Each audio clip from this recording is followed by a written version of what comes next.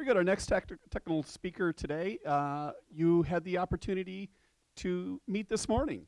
He was awarded our Diamond Award, which is, again, you think of coal when they come in as a student and under tons and tons of pressure from their faculty, they turn into a diamond. So Cesare was chosen to be a speaker before we realized that he was going to end up being our award winner, but it worked out to be very nice. So not only did you get to hear that he's a great student, but now you get to hear some of his great research that he's done. So our next speaker will be Cesare? Yes. Oh, God, good. Okay. Guariniello. Yes. Perfect. Okay. I think the goal for whoever gives a talk in the afternoon right after lunch is try to keep their audience awake. That's what I'll try to do. Just want the bar back there to get off. Okay. So, first goal, try to keep you awake. Second goal, give you something that is a little bit different from what we are used to here. We're used to very low level, how we do code protection, how we do cybersecurity in our systems. What I'm giving you today is something a little bit high level, a little bit less detailed, because I'm dealing with complex systems, interaction between systems. So we heard in a talk this morning, I'm Boeing, I'm building an airplane. My problem is not my avionics security. My problem is when the airline chooses their entertainment system, and I could have some trouble here. So first of all, I will tell you what I'll talk to you about. This is just an application of some of my research for my Ph.D. I will tell you why we decided to introduce this application to cybersecurity. And I will give you the 4-slide summary of what in my dissertation is 100 pages. That's one of the methods I developed during my 4.5 years here at Purdue. This is called System Operational Dependency Analysis, SODA. And I will show you how we are using this methodology in different applications. And in particular, today I will show you how we can use it to address some of the problem of cybersecurity. And then I will give you just a quick glance of a second method that doesn't have a cool acronym. It's just System Developmental Dependency Analysis, SDDA. We should find some better acronym for this one. And then we'll draw the conclusions. Okay, let's start with complex systems. We have a bunch of systems that are connected together. There are systems that need for input by some other system. And we got our nice happy pirate who is trying to attack our system. Now, what we can do is basically two things. The first is reducing or containing the attacks. So trying to block people outside our systems or trying to destroy their tools with which they're attacking, so make them unhappy. This is done mostly at the level of individual systems. And this is what we are good enough, we're quite good at doing it right now. Now we got another problem. We have to reduce the impact of attacks that go through the so-called interstitials. We have to try to reduce the attacks that do not affect directly a system, but that can either be attacked to some connection between systems, or they can be attacked to an individual system that don't cause huge trouble in that system, but then they cause a cascading effect that may have higher impact than we imagine. So the first step we need to do for this second part, reduce the impact of attacks, is we need to analyze this impact and assess what is the risk of this kind of attacks. And for this classification, I use a talk by Powell, 2010. He classified 3 effects of cyber attacks. The primary effect is direct disruption of an individual system under attack. The secondary, which we call secondary or internal effect, is the disruption of services that were provided by the system under attack. And then there's a tertiary effect, that is the cascading impact on operability of other systems. So what it means is that in a complex system, and actually it happens every day, we can accept some attacks if they do not cause too much disruptions.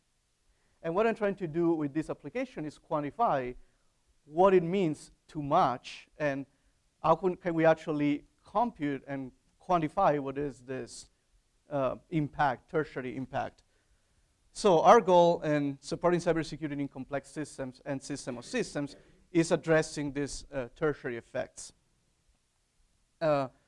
These tertiary effects come out of three, I don't think you can see it in the back, so I will read it out. Three features of complex systems: operational dependencies between the systems we're dealing with, complex overall behavior that is not easy to understand. Sometimes there's some propagation or some propagating effect that we didn't even consider, that is due to some emergent behavior in our complex systems. So we need to also analyze what are these cascading effects. We need to keep in mind that securing our individual components or our individual systems does not guarantee that the overall system will be secure. And this is a step that working with the systems to me was quite obvious. When I talked to practitioners, they always had in mind, okay, if I secure all my individual systems, everything will work fine. Wrong. So let's switch to some little more technical talk about SODA. This is the first of the 4 summary slides. SODA is a parametric model of system behavior. It all starts back from simple linear economic models, trying to match input and outputs and see how our outputs behave when the inputs change. And then this simple linear model, of course, could not model accurately enough some complex operational dependencies. So other people, Hames, and then Garvin, Pinto, and Miter, developed some more complex model based on 2 parameters. And in particular, Garvin Pinto developed this functional dependency network analysis tool that measured and quantified the dependencies between capabilities that we wanted to achieve. Starting from this method, I ran a lot of experiments. Since, as you heard this morning, I have a lot of trouble getting data. My research is funded by the Department of Defense. They're giving me money, but not data. And I would like both of them. Of course, they cannot because of my citizenship. And the same is when we've been put in contact with MITRE, the Navy, the Army Research Lab, and NASA. And of course, they always have trouble with data. So what they ask me is either I teach them how to use my methods, and they use them, or I have to make up my data. So what I did is I ran a lot of simulations for various applications that we built.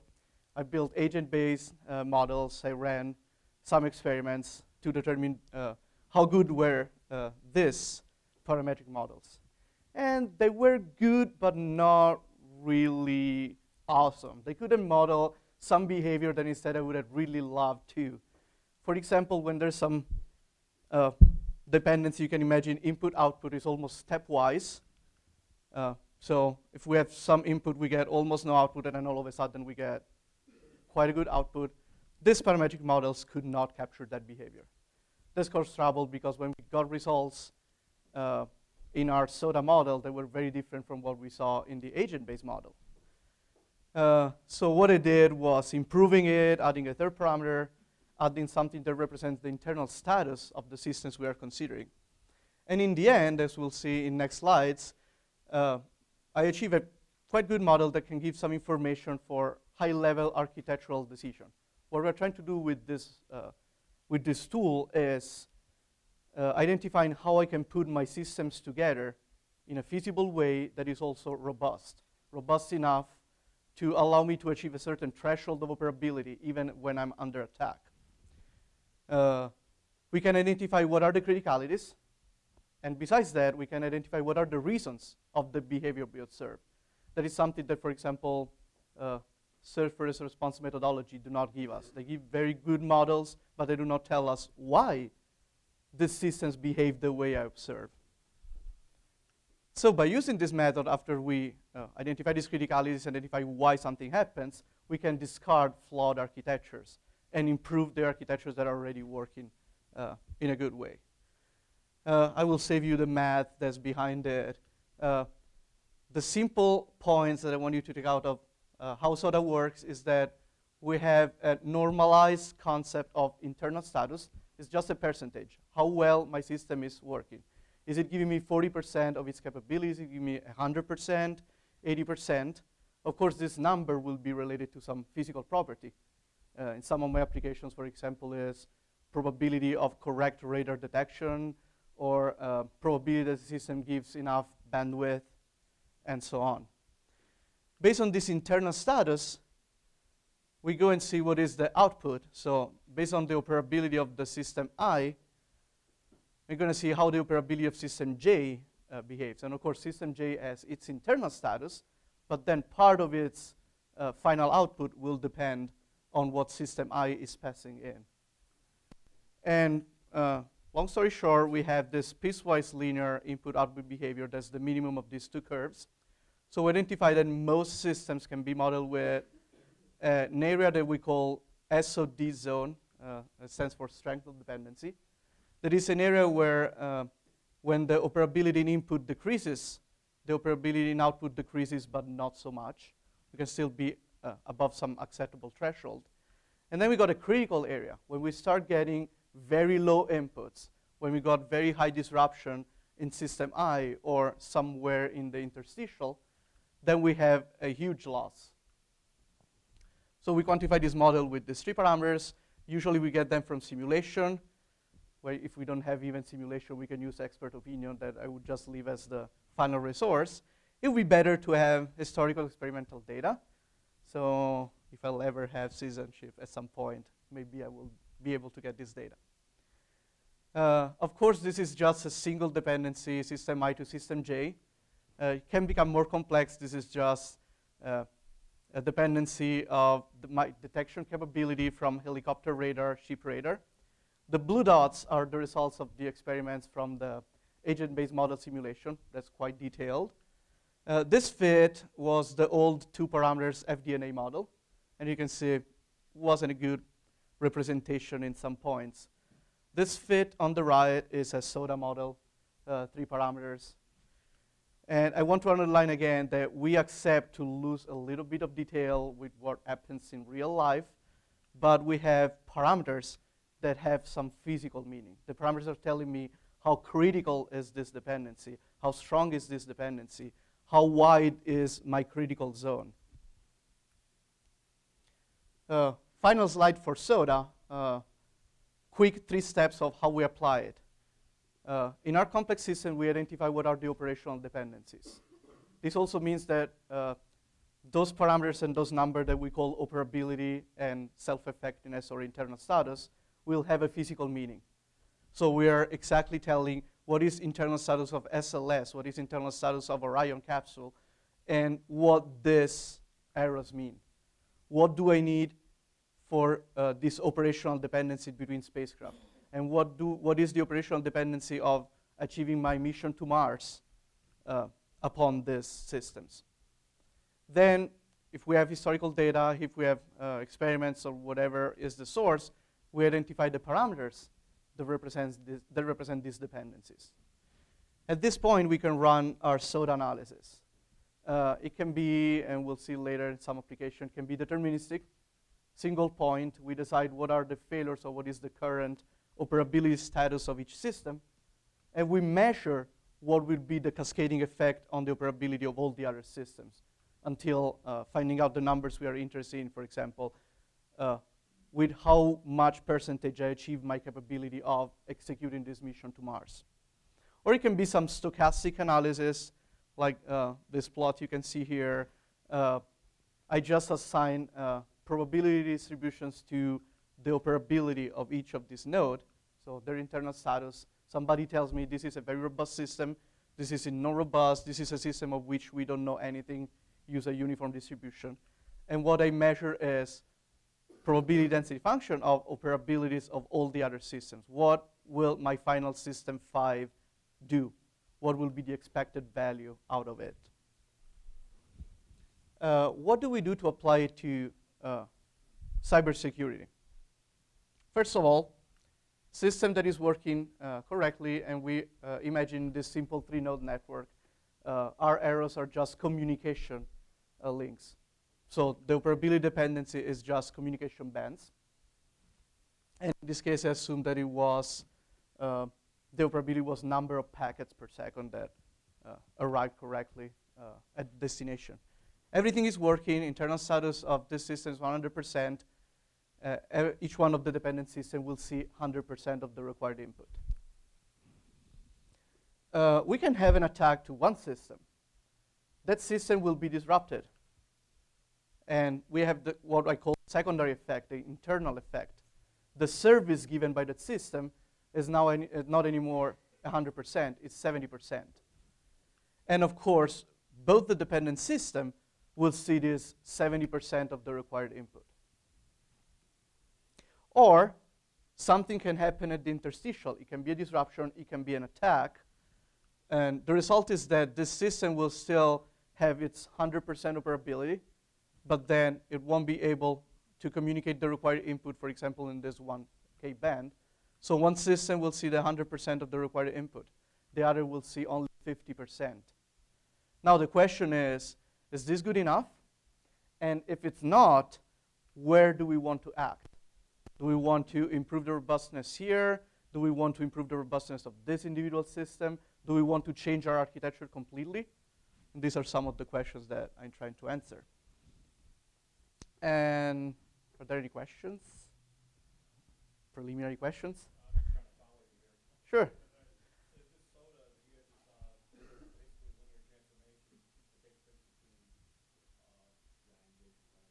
Yes.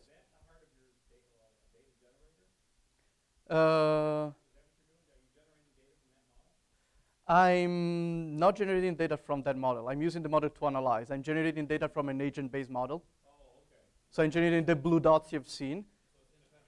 It's independent. The piecewise linear model is what I use to model the results that I would see in real life or from simulation. And I use the simplified model to analyze and get results.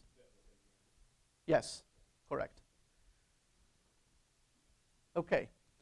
I will show this simple example. It's a very small network. I got something for NASA that has 300 nodes, and it's really hard to follow, so I will go with the simple 5 nodes analysis. One control center, 2 satellites, a UAV, a carrier that needs some information from one of the satellites, and UAV to perform its task. This is a small part of a naval warfare scenario, which we'll see a larger network later. I ran some reduced number of simulations here. Of course, we don't want to spend too much time in simulation, otherwise this model would be useless. So I did some design experiment, ran a few simulations, feed the data, and these are the 3 parameters for each of this dependency: strength, criticality, and impact. That tells us how wide the critical zone is. So for each of these dependencies, we can see what is the direct impact on the immediately following system. First kind of analysis I did is a simple deterministic analysis. Let's assume that each one of the system can fail one at a time, and they go down to 25% of their internal status. So let's see what happens if the control center is now working at 25% of its operability. And in this case, it's still, the meaning of operability in this application was, again, information transmitted to the following systems. What happens if the operability of the satellite number 2 decreases to 25% and so on? And our measure of merit, our measure of performance in this case is how well is the carrier performing? And we could see that actually if the carrier itself was disrupted somehow, either by failure or by attack, in the end, it was supported so much, like its operability depended so much on previous system, that even if the internal system of the carrier lost 75%, in the end, the final operability of the carrier lost only 15%. So what we identified is actually, given this topology, our most critical systems were number 1 and number 4. So the control center and this one satellite. Of course, we can get the same in the case of cyber attacks if the attack is not directed to a system but to a communication channel. So in this case, I would assume less disruption and more active attack. The deterministic analysis is the same as for attack to the nodes. We got a disrupted link. That means the system is working correctly, but then its output goes along the link number 2 and link number 3, but along link number 1, only 25% of the required output is received by this satellite. And again, we can identify what are the most critical links. In this case, the last two, so the links that bring the final communication to the carrier. And they're critical, even if you think that here they're failing one at a time. So it means that we still achieve communication on one of the two channels, but still we lose almost 30% of the final operability. A little bit better, we can have a more thorough understanding of what actually happens in this topology if instead of focusing on a single case, we have some distribution. For example, in this case, we have internal status of regular systems has a beta distribution shifted to the right. So there are systems that usually work around 80, 90% of their maximum capability. And my disrupted system in this case, instead of going down to a single number, 25%, follows a beta distribution. This is a beta 211, for who is familiar with beta distributions. So it's just the probability that the internal status of my disrupted system will have this value. I ran the same analysis as before, except that in this case we're running 100,000 cases every time. We simulate the probability distribution, and the outcome is a probability distribution for the operability of interest. So in this case, with the first node, the control center, following this distribution for internal status, and every other system in the network working correctly, this was the final distribution for the operability of the carrier. And you can see actually all the case of the final operability is always lower. We always have more loss than we had in the previous case. Because in the previous case, when we go down to 25%, we almost never reach the critical zone. We almost never reach the area when actually our loss in operability is a lot higher. Here instead, we have many cases, almost 50% of the cases, I think the median is here, that are between 0 and 20% of the internal status for each of these systems when there is disruption. So we can see that now node 1 is always critical as it was before, but now even node 3, that's the other satellite, and even the carrier itself are critical systems in this network. We can do the same with the links. Stochastic analysis, and again here, the final links to the carrier were the most critical. And again, we see that all links are now more critical than they appear to be by doing the single point analysis. Now, what do we do with this data? I will show you with this slightly larger scenario, and you can see again that we are working at a very high level. This analysis can also be done at a lower level. I also did at the level of individual subsystems in one of these complex systems. Just the network becomes larger. Since the model is piecewise linear, it's actually very fast. So I had networks with 1 million nodes and 250,000 links, and I got the results in 25 seconds. So it's quite fast. So this was an application for Department of Defense, naval warfare scenario system of systems. We had our systems, helicopter, MH-60 helicopters, boats, UAVs, and surface vehicles, divided in groups that had different tasks. And the tasks were performance recon of mines, submarines, and enemy boats, and then engaging the enemy. Some of the systems had actually two tasks. They spent 90% of the time doing recon and 10% also engaging the enemy. First step, after defining what these links meant, and again, they were just for the radars, probability of detecting the enemy when it's within the range, and for the weapon system, probability of engaging the enemy when it's within the range. I converted to this SODA network topology. So now I'm interested in systems and subsystems when one of the ship had double task, so part recon, part attack.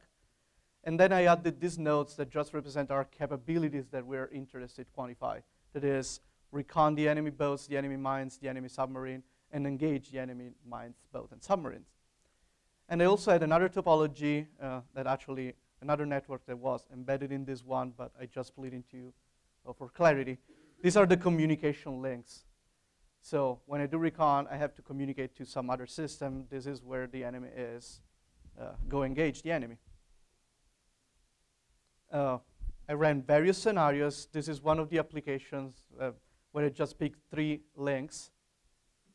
And again, I performed simple deterministic analysis, single point.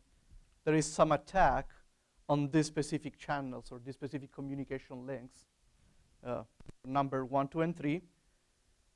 And again, I look at the secondary effect, so how much the directly affected system lost in capability, but would watch the variation in the capability of engaging the enemy. So if I have a failure in link number 1, the ship of my surface warfare group lost 35% of its capability. But since it was embedded in this group, in the end, I lost only 8.75% capability of engaging the enemies on the surface. So this can still be acceptable. My admiral, general, whoever will tell me if it's acceptable. And of course, as we did the conversion from performance to this normalized measure of operability, we can also do the inverse operation. And I can tell that in this case, 8.75% means this much delay in terms of time in engaging the enemy. Something that might not be acceptable is, for example, if we lose link number 3, we have only one system, an helicopter that can engage the enemy submarine. If we lose this communication, we lose 45% of our capability here. That also will translate into 45% loss in our capability to engage the submarine. And of course, in this simple case, it's obvious the reason why, because we have this one system performing this task. In more complex system, actually, I have to go and look at cascading effect and find, with the parameters, I can find a path that tells me this is the path of high criticality, high strength, and this is the reason why this system is critical. Now that we know why, we can decide what to do. In this case, it's simple, improve the anti-submarine subsystem. Since the problem was the fact that we had only one system performing the task, but we also know that here we have a ship that can do reconnaissance of the submarines. Let's just this ship help. So we have a different topology where this ship can also recon submarines and communicate.